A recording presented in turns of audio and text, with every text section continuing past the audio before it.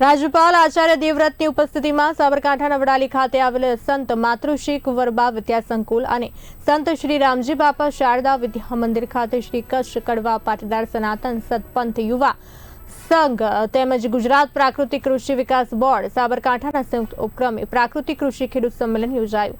રાજ્યપાલે સાબરકાંઠામાં પ્રાકૃતિક કૃષિ અભિયાનને વેગવંતુ બનાવવા, પ્રાકૃતિક ખેતી અંગે માર્ગદર્શન આપવા સાથે ખેડૂતોને પ્રાકૃતિક ખેતી શરૂ કરવા સંકલ્પબદ્ધ કર્યા હતા।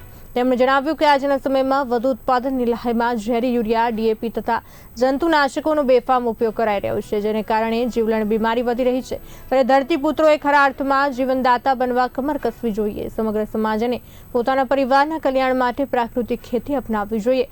રાજ્યપાલે હરિયાણા ગુરુકુલ કુરુક્ષેત્રની જમીનમાં પ્રાકૃતિક ખેતીના સફળ પરિણામ તથા ખેડૂતોએ પ્રાકૃતિક ખેતી અપનાવ્યા બાદ જોવા મળેલા ભૂતપૂર્વ પરિણામનો ઉલ્લેખ કરતા સાબરકાંઠાના ખેડૂતોને કોઈપણ રાસાયણિક ખાતર કે જંતુનાશક વગર કઈ રીતે સફળ પ્રાકૃતિક ખેતી કરાય તે અંગે વિગતવાર માહિતી આપી હતી। ખેડૂતોને ઉત્પાદન ઘટાડવાની ભ્રાંતિમાંથી બહાર નીકળવા જિલ્લાના સફળ પ્રગતિશીલ ખેડૂતોના મોડેલ ફાર્મની મુલાકાત લઈ પોતાનો વિશ્વાસ દ્રઢ કરવા સૂચવ્યું હતું।